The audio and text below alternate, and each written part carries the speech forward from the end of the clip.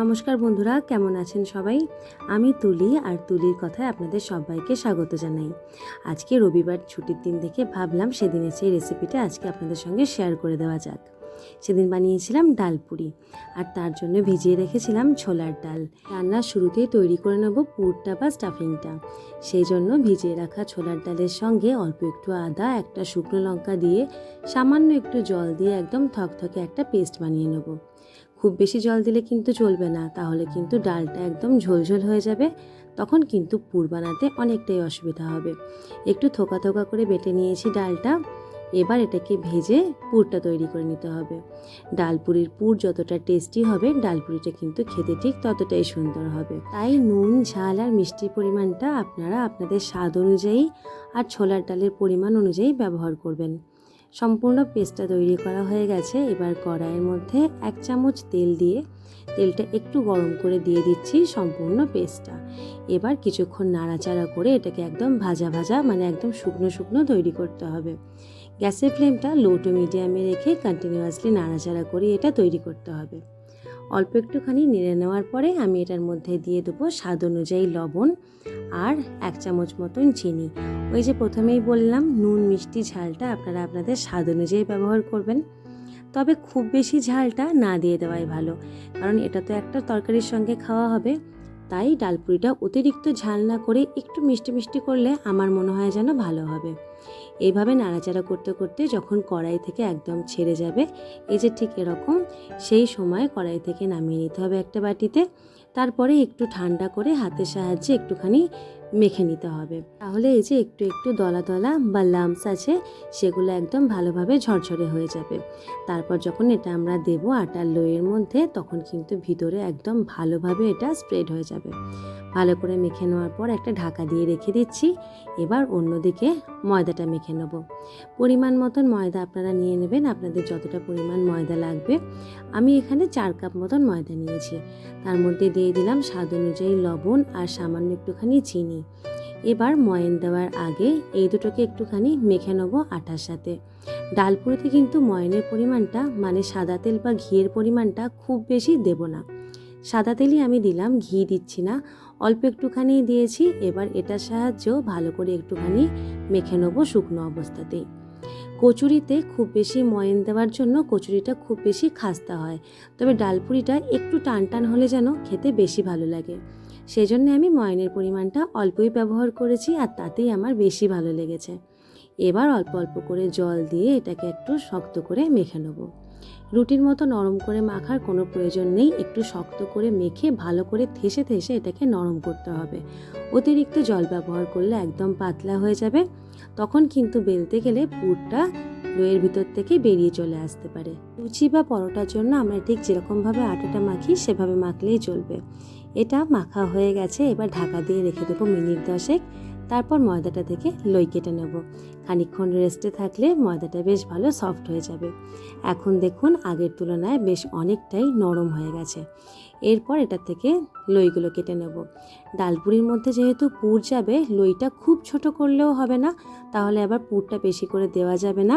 আবার অনেকটা বড় বড় করলে ডালপুরির সাইজ পুর দেওয়ার পরে অনেকটা বড় বড় হয়ে যাবে। তাই মোটামুটি খুব একটা ছোটও নয়, আবার খুব একটা বড়ও নয়, এরকম সাইজেরই লইগুলো তৈরি করতে হবে। এবার লইগুলোকে একটুখানি প্যারার মতন করে নেওয়ার পরে আঙুলের সাহায্যে একটা বাটির মতন করে নিচ্ছি।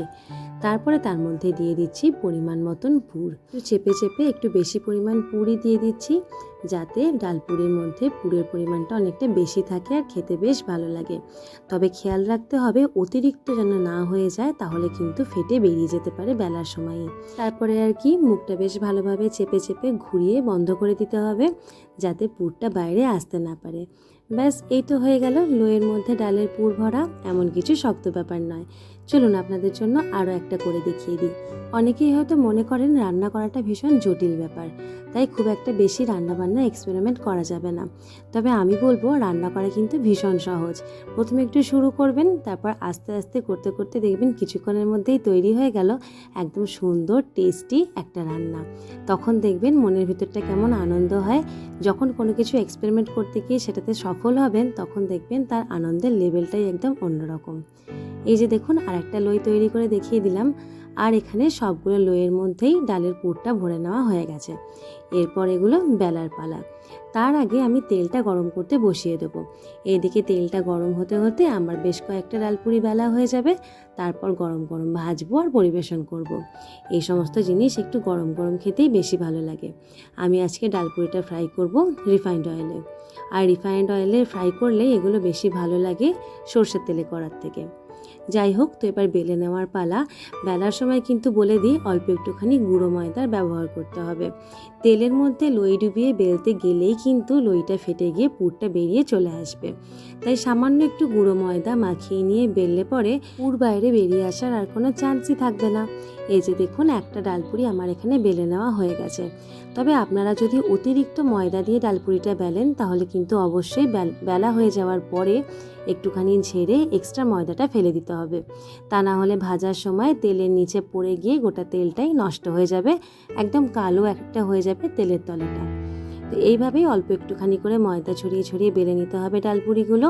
আর যদি মনে হয় কোথাও থেকে পুরটা বেরিয়ে এসছে, তার উপরে একটুখানি গুঁড়ো ময়দা ছড়িয়ে একবার বুলিয়ে দেবেন, দেখবেন সেটাও আবার ভেতরে চলে গেছে। এটা কিন্তু একটা টিপস রইল আমার সব বন্ধুদের জন্য। এখানে এক থালা ডালপুরি আমার বেলা হয়ে গেছে আর এইদিকে তেলটাও গরম হয়ে গেছে। এবার একে একে ডালপুরিগুলো ভেজে নেব। কীভাবে ভাজতে হয় সেটা তো আর নতুন করে বলার কোনো ব্যাপার নেই। যারা লুচি ভাজতে পারেন তারা প্রত্যেকেই ডালপুরিটা একইভাবে ভেজে নিতে পারবেন। এই ডালপুরিটা কিন্তু আমার কাছে এখন এক্সপেরিমেন্টাল নয়, এটা আমি তৈরি করেছি বহুবার। তবে যখন প্রথম তৈরি করেছিলাম তখন প্রথমবার সেদ্ধ করে নিয়েছিলাম ডালটাকে। তারপরে সেদ্ধ ডালটাকে বেটেছিলাম, তখন কিন্তু পুরটা ঠিক সুন্দরভাবে তৈরি করতে পারিনি। তারপরে আস্তে আস্তে বারকত করতে করতে বুঝলাম যে কাঁচা ডাল বাটা দিয়ে তৈরি করলে বেশি ভালো টেস্টি হবে। আর তারপর থেকে আমি সেটাই করি। আপনারাও কিন্তু এভাবে তৈরি করতে পারেন। এবার বলে ফেলুন তো চটপট কেমন লাগলো আমার আজকের এই রেসিপিটা। ভালো লাগলে কিন্তু আমাকে অবশ্যই কমেন্টে জানাবেন, লাইক করবেন আর রান্নাটা আপনার বন্ধুদের সঙ্গে শেয়ারও করে নিতে পারেন। চ্যানেলটা যদি সাবস্ক্রাইব না করে থাকেন তাহলে চটপট সাবস্ক্রাইব করে নিন। তাহলে আমার সঙ্গে গল্প করার সাথে সাথে কিন্তু এরকম সুন্দর সুন্দর রান্না মাঝে মধ্যে আপনারা দেখতে পারবেন। ডালপুরি দুটো আমার ভাজা হয়ে গেছে, বাকিগুলো একইভাবেই ভেজে নেব। আজকে ডালপুরির সাথে মা তৈরি করেছে কুমড়ো, আলু আর ছোলার ডাল ভেজানো দিয়ে একটা ঝাল ঝাল তরকারি। অনেকগুলো ডালপুরি আমার ভাজা হয়ে গেছে আর কতটা নরম হয়েছে আপনাদের একবার দেখাই।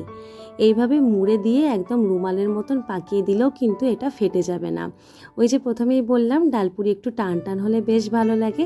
আমাদের সামনে একটা দোকান আছে, সেখানে এরকম টান টান ডালপুরি বানায়। আমি কিন্তু সেটা খেতে খুব ভালোবাসি। আর ভেতরটা একবার দেখুন, পুরো পুড়ে ঠাসাই। কি সহজ হয়ে গেল তো ডালপুরি বানানো। আপনাদের কাছে ডালপুরির অন্য কোনো প্রসেস থাকলে আমার সঙ্গে কমেন্টে শেয়ার করতে পারেন, আমি চেষ্টা করব সেই প্রসেসেও তৈরি করার। আজকের ভিডিওটা এখানেই শেষ করছি, আপনাদের সঙ্গে আবার দেখা হবে। টাটা।